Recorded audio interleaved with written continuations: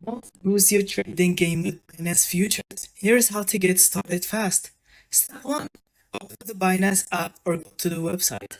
Log in and complete KYC verification if you haven't already. Step 2. Before you begin, enable futures trading by accepting the risk disclaimer. You also need to transfer funds from your spot wallet to your futures wallet. Step 3.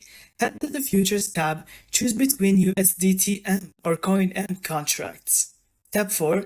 Select the trading pair you want like BTC USDT. Choose your leverage up to 125 times, but stay cautious. Step 5. Pick your order type, market limit or stop limit.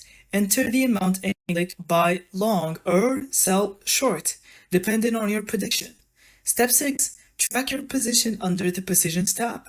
You can set take profit or stop loss levels to manage your risks. Pro tip: futures offer big rewards but also big risks.